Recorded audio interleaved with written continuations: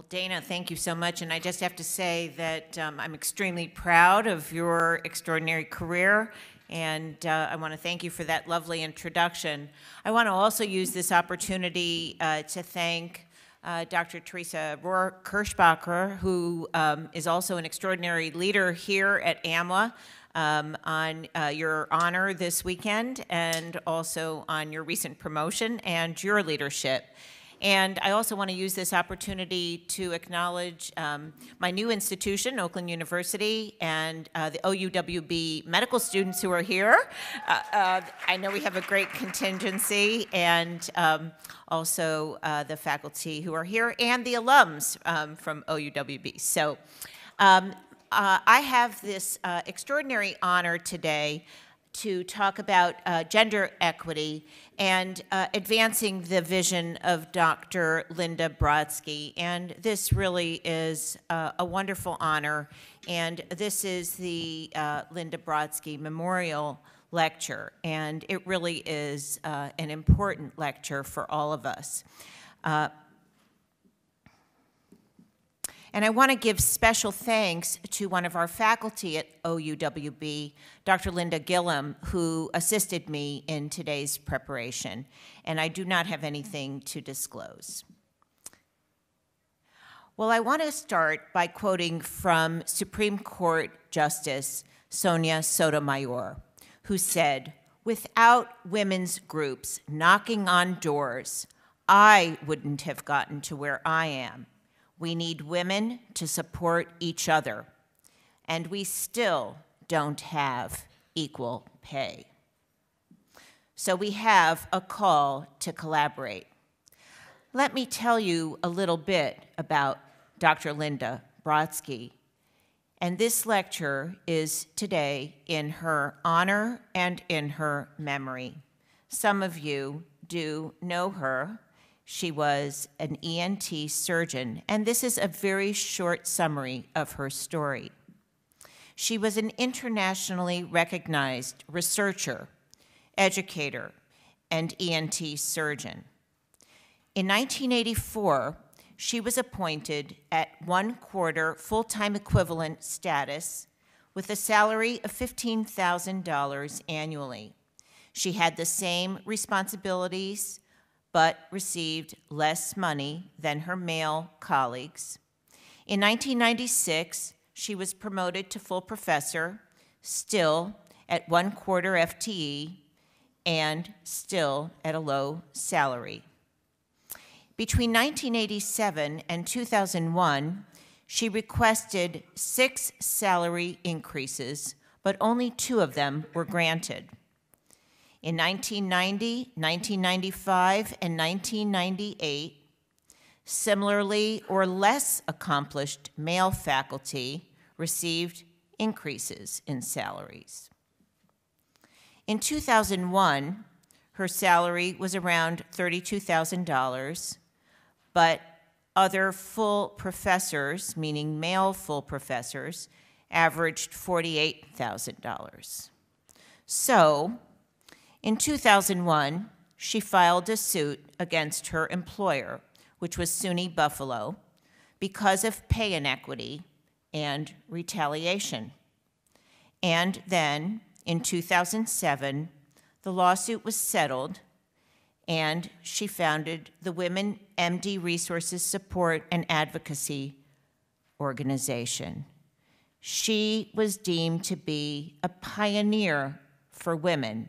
She persisted, she filed a lawsuit, and she won her suit.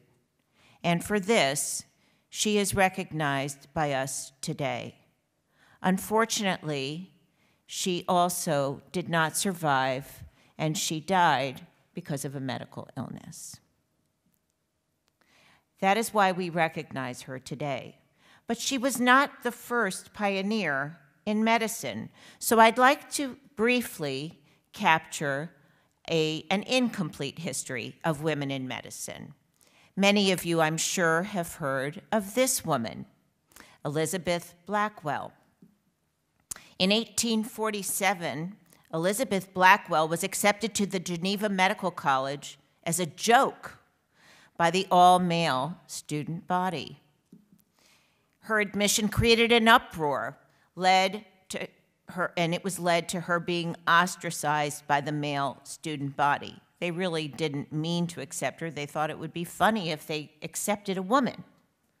Well, she didn't think it was a joke, and in 1849, she became the first woman in the United States to graduate from medical school.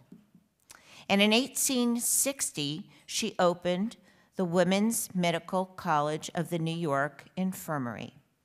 And today, she is recognized, really, as the first woman in medicine. Rebecca Lee Crumpler, in 1864, became the first Black woman in the United States to earn a medical degree. And she's also credited as one of the first Black authors of a medical publication, and it focused on common complaints of women and children. Anne Preston, in 1866, became the first female dean of the Medical College of Pennsylvania, and she was dedicated to patient care and opening medical education to women. Her college trained the first Black and Native American female doctors. Susan LaFlèche Picotte, in 1889, was the first Native American woman to receive a medical degree and the first person to receive federal aid for professional education. But there have been many, many others who have broken barriers for women in medicine, and you will recognize many of these names.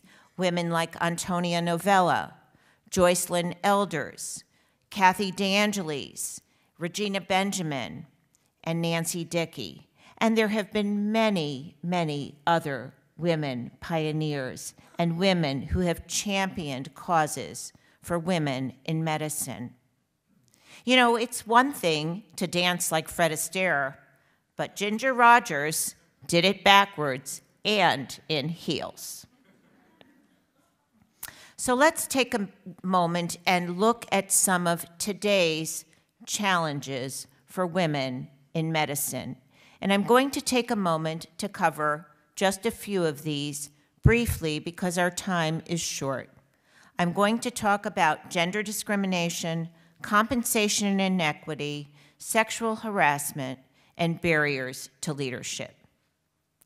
Let's look at gender discrimination, and I'm going to focus on salary inequity, and this comes from the Association of Women Surgeons, an article in 2017.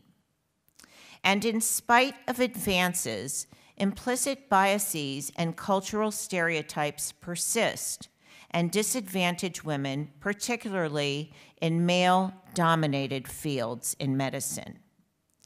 And here we've learned that the work of women is consistently rated lower than that of men, particularly in these male-dominated specialties.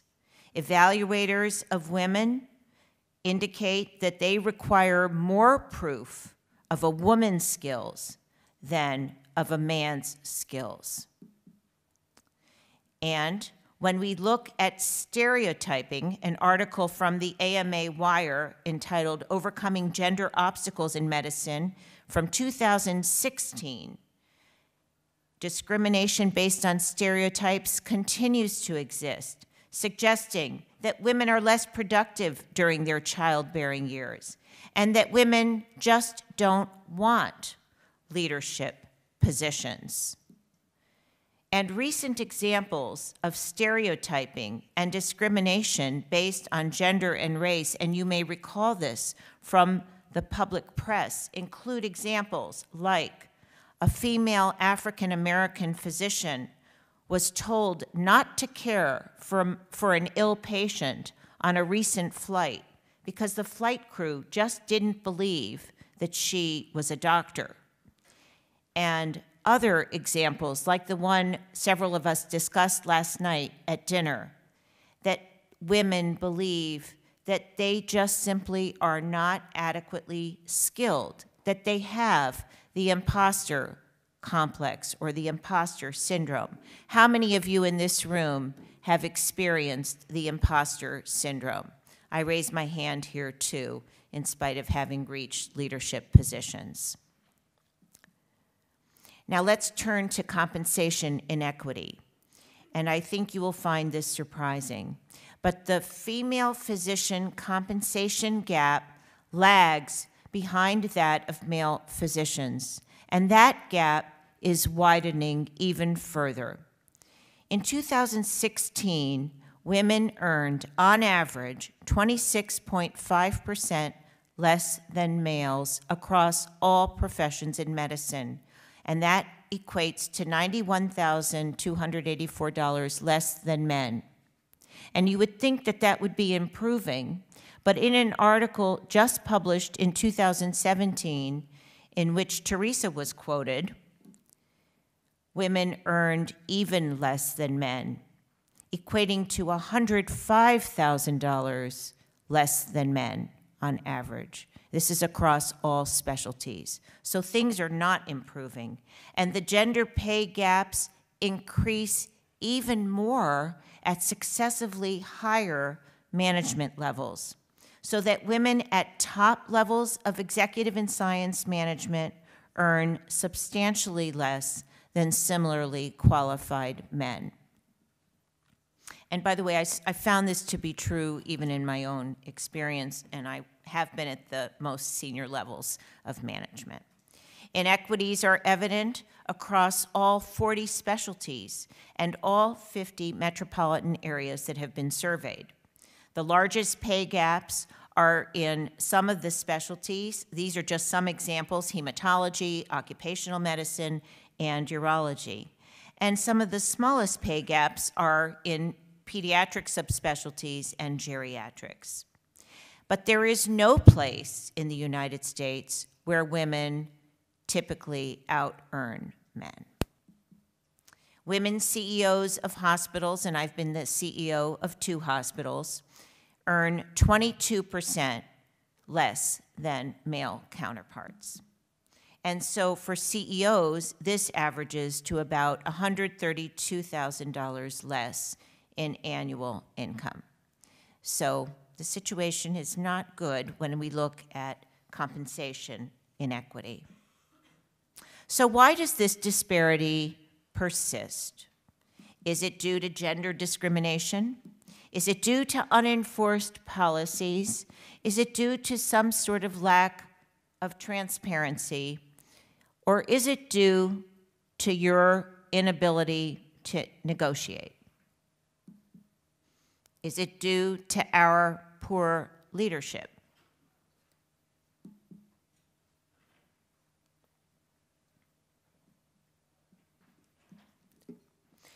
I'll just tell you about surgeons, because I do have a colleague here who's a surgeon. Well, at the current rate of change, women surgeons are not going to reach pay equity until 2152. I don't know about the rest of you, but I'm not going to be alive then. That's 134 years from now. Let's turn our attention now for a moment to sexual harassment. And some of you might recall that Matt Lauer, one of my children is a television anchor, Matt Lauer had a little button at his desk. So this is for him. Oh, look, I have a secret button too. You might remember that. So what about sexual harassment? I think I'm not turning this to the right place here.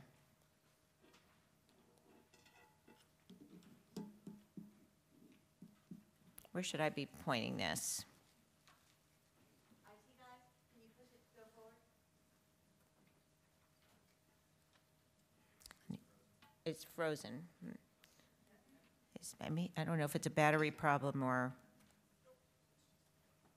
Okay, so what about the prevalence of sexual harassment in Madison? Well, from a JAMA survey, 30% of female biomedical researchers have reported experiencing sexual harassment, in contrast to only 4% of males. And the National Academies of Women in Science, Engineering, and Medicine report between 40 to 70% have experienced sexual harassment sometime during their education or during their careers. This might need a new battery before the next speaker. Now, here's some good news, and I think many of you are aware of this. When we look at the pipeline, the women applicants and enrollees in medical schools, in contrast to when I started medical school, my medical school class had 20% of females in my class. But today, and we spoke about this yesterday with the OUWB medical students, according to the AAMC, for the first time in history, there are actually more women entering U.S. medical schools than men. In 2017, 50.7% of more than 21,000 entering students were women. So we do have something to cheer. However, when we look at the and this is actually not bad either. When we look at the representation of women in residencies, and these are data from 2013, 2014, on the left side of this chart, I've placed the residencies that have under 50% women, and then on the right side of the graph, you see those that are over 50% women. So anesthesia, emergency medicine, surgery, and internal medicine, these are all specialties where less than 50% are women. And on the right side are the specialties where we have over 50% women. So the specialties of pediatrics and OBGYN, we have a high prevalence of women, 71% and 83% in pediatrics and OBGYN, but actually reasonable representation across most of the specialties. That's because obviously graduating medical students are going into most of the specialties, and actually I think there's a fair representation across the board. Now, what about the barriers to leadership? So in spite of the fact that the pipeline is good and the distribution across the specialties is probably not bad, what happens as we go through the ranks? And an earlier speaker today did address this point. Here is where the problems really begin. Women remain underrepresented at all senior levels: senior faculty, department chairs, and medical school deans. And here, in spite of the fact that we've really had a pretty full pipeline for quite some time, we still have had significant barriers to leadership for quite some time too. So in this graph, if you start looking at the instructor level, I'm sorry, let me go back. You can see that only at the instructor level is there a dominance of women. There are more women than men at the instructor level, but at all subsequent levels, men predominate. So, and continue to increase the higher you go. So certainly by the time you're at the full professor level, there are significantly more men than women. And women do not get promoted as you move up the ranks.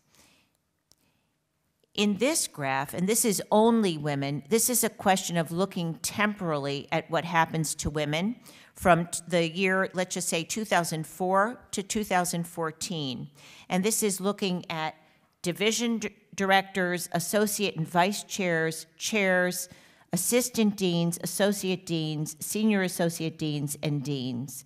And the most important point here is if you were just to look at chairs and deans, you can see that over the course of this decade, there's been very little movement in women at the most senior levels. So the summary of this is essentially to say that women in decanal roles have not been improving. They have constituted half of U.S. medical school graduates for almost 2 decades, and yet 15% of all chairs were women in 2014. That is to say, only 15%, and only 15% of deans and interim deans are women. So they are not increasing and have not increased in over a decade. But what about the performance of women doctors? How are women as doctors? Harvard research on patients treated by women indicates that patients are less likely to die as a result of being treated by women doctors. And you know what else? They're less likely to return, meaning less likely to be readmitted. And studies of more than 1 million elderly Medicare beneficiaries indicate that patients treated by a woman doctor have better outcomes, better mortality rates, less readmission, and they are much happier when treated by a woman doctor. If male doctors performed as well as female doctors, 32,000 lives would be saved annually. Maya Angelou said that women have so much to offer, just like moons and like suns, with the certainty of tides, just like hopes springing high, still I'll rise.